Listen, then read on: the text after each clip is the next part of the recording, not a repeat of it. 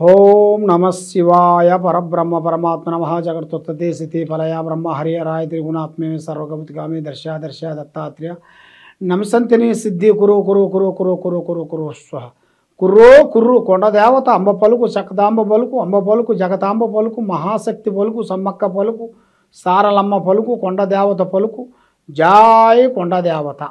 ప్రజలందరికీ నమస్కారము. 2025 నూతన సంవత్సరం రాశి ఫలితాలు ఎలా ఉన్నాయా అనేది మార్చి ఫలితాలు చెప్పబోతున్నాను. కుంభరాశి ఫలితాలు. ఈ కుంభరాశిలో ఉండవలసిన స్థితిగతులు ఎలా ఉన్నాయి, అదృష్ట గడియలు ఎంతవరకు ఉన్నాయి, చేసే కార్యక్రమాలు ఎంతవరకు వచ్చినాయి అనేది ఇప్పుడు మనం తెలుసుకోబోతున్నాం.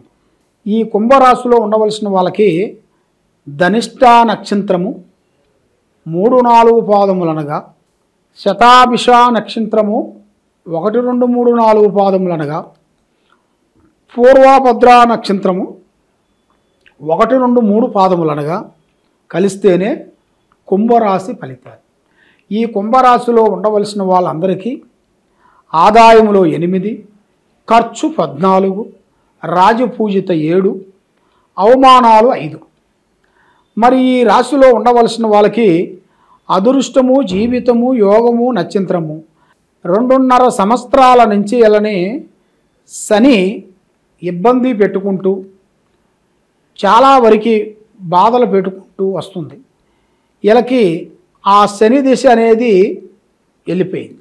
మరి ఇలా యోగములో, నక్షత్రములో, గడియలో చూసుకుంటే మంచి అభివృద్ధి, మంచి యోగము, అదృష్ట యోగము ఇలా జాతకంలో చాలా వరకు కనబడుతుంది. మరి విద్యారంగంలో చూసుకుంటే చదువుకున్న వాళ్ళందరికీ మంచి మంచి అవకాశాలు కొన్ని రాబోతున్నాయి. మరి ఈ మార్చి నెలలో వీళ్ళకి మంచిగా ఎగ్జామ్స్లో కూడా మంచి రిజల్ట్ రాబోతుంది. దాంట్లో కూడా మంచిగా అభివృద్ధిగా రావాల్సింది, విజయవంతం కావాల్సిన యోగం కూడా కనబడుతుంది.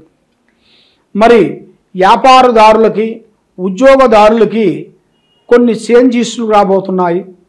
దాంట్లో కూడా కొన్ని మార్పులు కొన్ని రాబోతున్నాయి.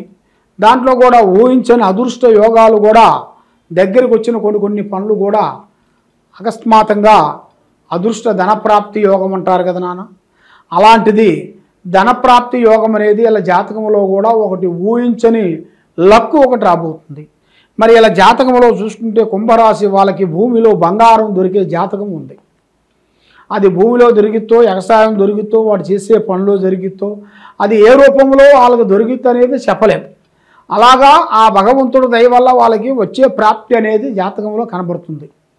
మరి అన్నిటికన్నా ఒక స్త్రీ నుంచి మంచి అదృష్టం రాబోతుంది.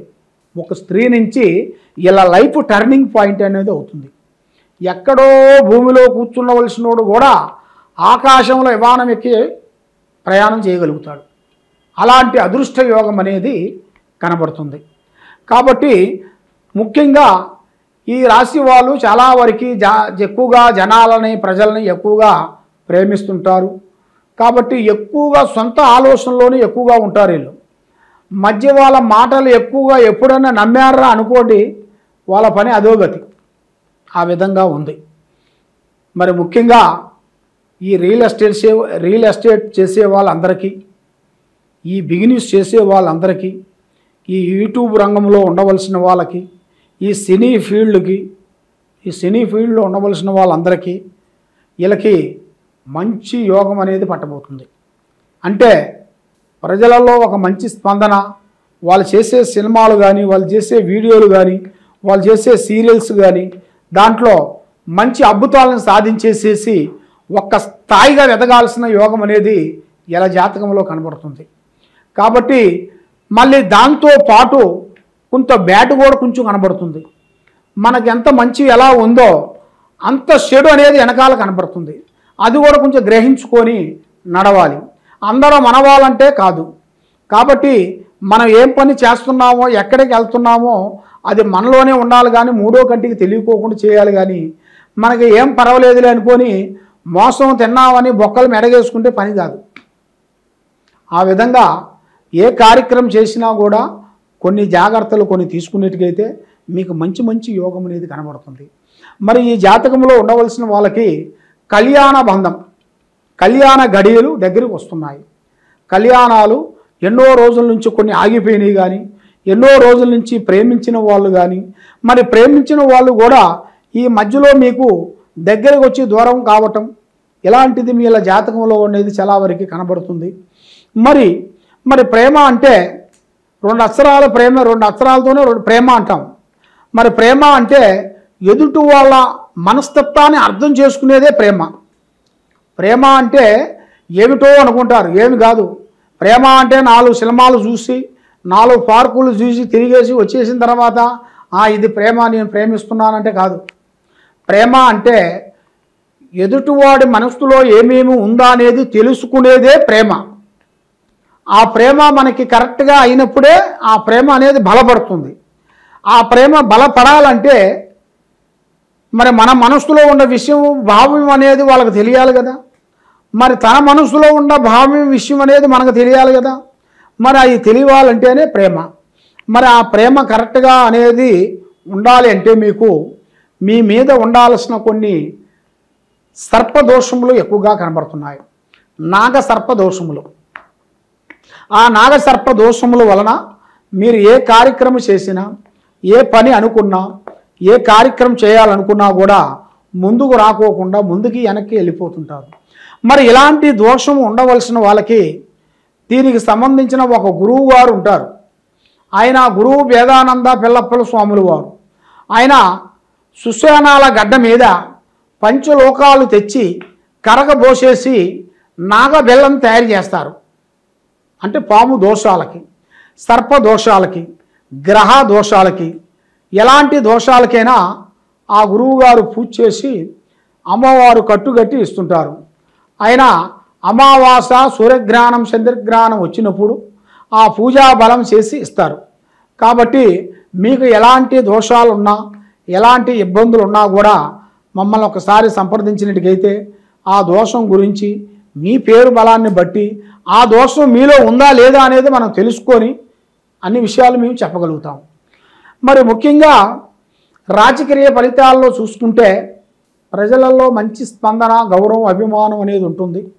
కానీ ఎంత చేసినా కూడా వీళ్ళకి రాజకీయ ఫలితంలో బ్రేక్ అయిపోతుంటుంది.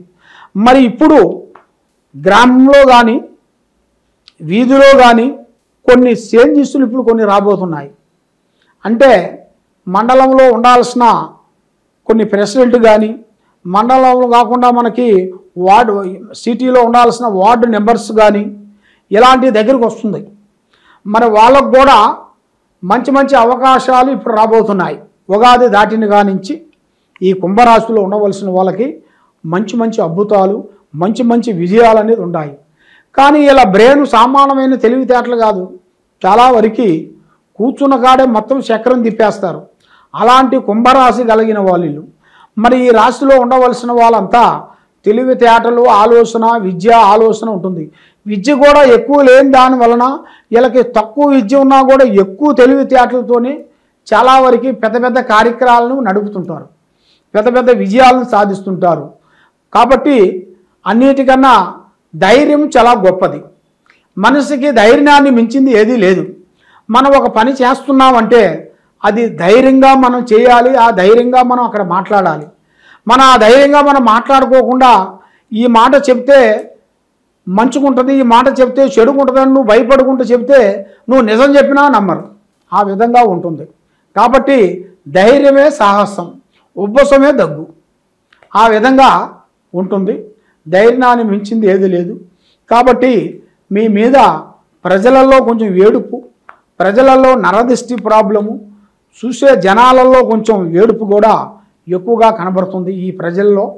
మరి నీకు ఆ జనదిష్టి లేకోకుండా లక్ష్మి మీ చేతిలో నిలబడిపోవాలంటే, మనశ్శాంతిగా ఉండాలంటే మీరు చేయాల్సింది ముఖ్యంగా శ్రీ వెంకటేశ్వర స్వామిని మీరు పూజించాలి. ఆ దైవ బలం చాలా గొప్పది. మనం అన్నిటికన్నా ప్రజల్ని కాదు నమ్మాల్సింది, భగవంతుడిని నమ్ముకోవాలి. భగవంతుడు మనకి ఏ దారో ఒక దారి తప్పకుండా చూపిస్తాడు. కాబట్టి పడ్డవాడు చెడ్డవాడు కాదు. కాబట్టి ఇప్పుడు టైం బాగోక పడ్డావు, మళ్ళీ మీకు దశ తిరిగే టైం వస్తుంది. మళ్ళీ దశ తిరిగే టైంలో నువ్వు నిలబడతావు. నువ్వు అనుకున్నది అనుకున్నట్టుగా సాధించగలుగుతావు, పెద్దవాడు అవుతావు, కుబేరులు అవుతావు, పెద్ద పెద్ద స్థాయిగా అనుకున్నవి నువ్వు పూర్తి చేయాల్సిన యోగం అనేది నీ జాతక యోగంలో కూడా చాలా వరకు కనబడుతుంది. కాబట్టి ఇప్పుడు టయాలు అనేది కొన్ని అనుకూలం లేని దానివలన మనశ్శాంతి లేకపోకుండా ఉండటం, మానసికంగా కొన్ని ఇబ్బందులు కొన్ని పడటం, నమ్మిన వాళ్ళు సాకారం చేస్తున్న వాళ్ళు కొంత డిస్టర్బెంట్ చేసేవాళ్ళు కూడా మీకు చాలామంది ఉన్నారు. కాబట్టి మీరు కొన్ని జాగ్రత్తలు కొన్ని తీసుకునేట్టుకైతే మీ జీవితానికి ఒక మార్గము పరమార్గం అనేది మీకు కలుస్తుంది. ముఖ్యంగా మీరు ఏ కార్యక్రమం చేయాలనుకున్నా, ఏ పని చేయాలనుకున్నా కూడా ఈ కింద ఉండాల్సిన నెంబర్కి సంప్రదించినట్టుకైతే మీ పేరుని బట్టి, మీ సమయాన్ని బట్టి, మీ జాతకాన్ని బట్టి, మీ స్థితిగతులను బట్టి, మీ యోగాన్ని బట్టి ఎలా ఉంది, ఏమేమి జరుగుతుంది అనేది మొత్తం జాతక చక్రం వేసి మేము చూసి అన్ని విషయాలు మేము చూసి చెప్పగలుగుతాం. ఎలాంటి సమస్య ఉన్నా కూడా మాకు ఈ కింద ఉండాల్సిన నెంబర్కి సంప్రదించండి. సర్వే జనా సుఖినో భవంతు. నమః శివాయ.